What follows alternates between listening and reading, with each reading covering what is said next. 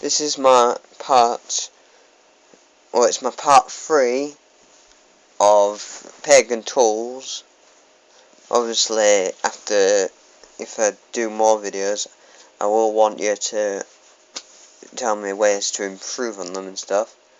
Although, I will tell you I won't show my face very much, because I don't like showing my face, really. I can tell you the information, but I won't show my face.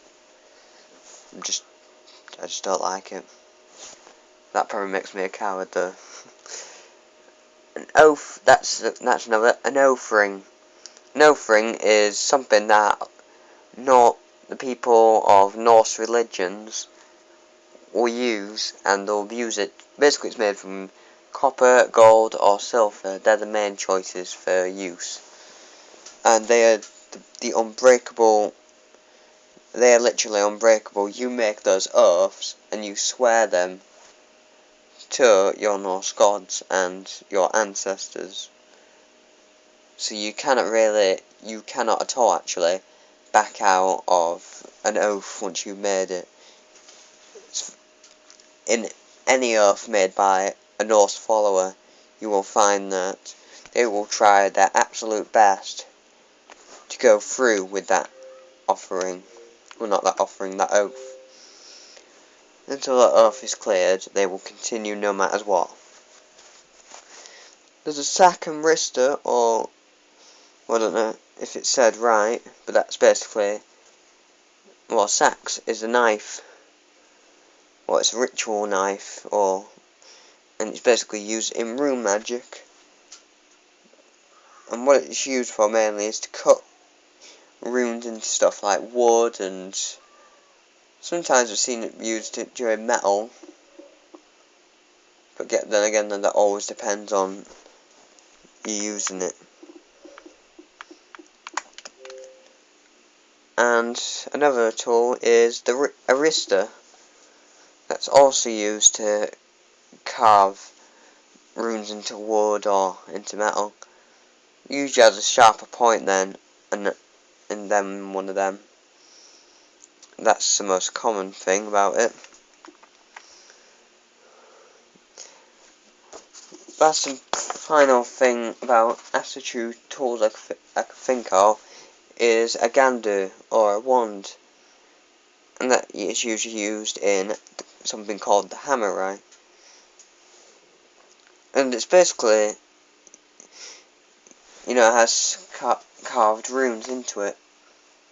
It's very, very common, you'll find among us. Not all of us, but most of us.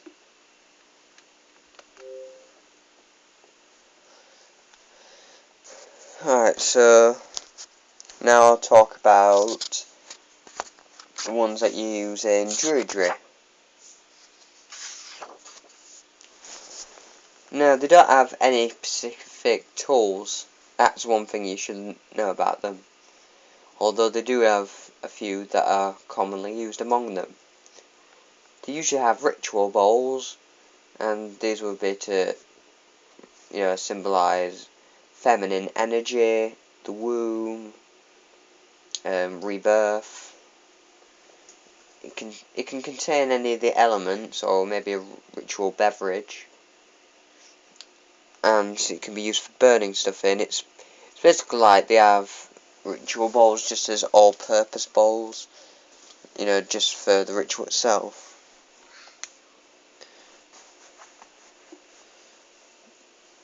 And let's see. Also, there is the wand and staff, or the wand or staff. Depends if you use one or the other. And that's basically to connect you to trees more than usual. It's a very good connection to keep. And they'll carve a lot of stuff into it, like the Ogam. That is the Druidic alphabet, or the tree alphabet, actually. And that is used during, well, it's actually seen a lot in Stonehenge. Another one I can think of is, well, they wear Pacific robes. I've seen mostly bards, which is a kind of druid, will wear a blue robe then you'll find an ovat, or an ovat, or avatars, depends on how you say that. They will use green robes, or maybe brown robes. They're the one, this is all based on what I've seen, because I can't tell you exactly what they all use. But, and some will use maybe yellow, because yellow can represent the harvest. But the main thing is you'll find that a proper druid who's gone through all the ranks will wear a white robe, and this will be like the ultimate symbol of your devotion and how you've got all through that in the years. It's a very good it's a very good thing to have.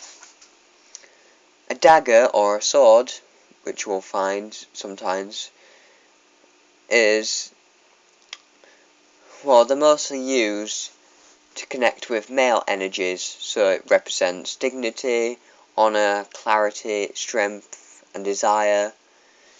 It's basically just like a figment of masculine energy.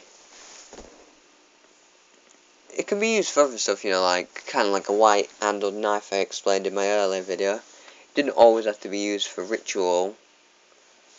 That's just one of its main things. Another thing is the Ogam alphabet.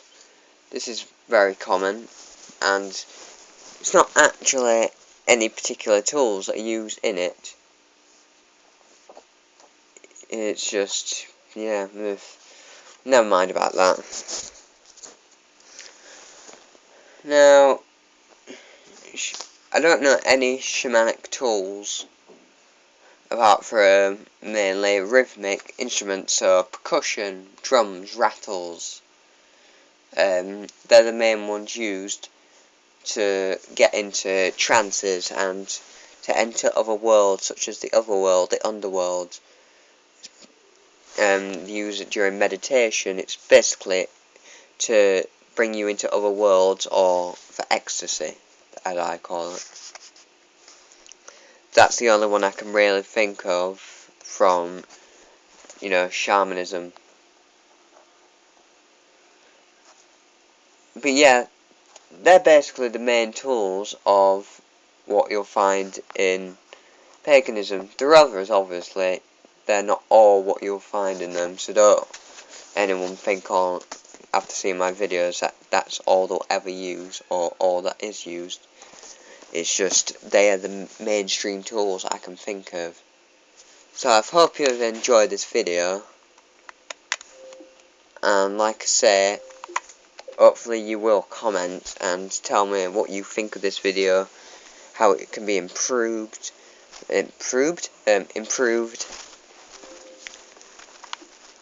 And I bid you farewell. Oh yeah, also like, subscribe, dislike if you really wanna. See ya.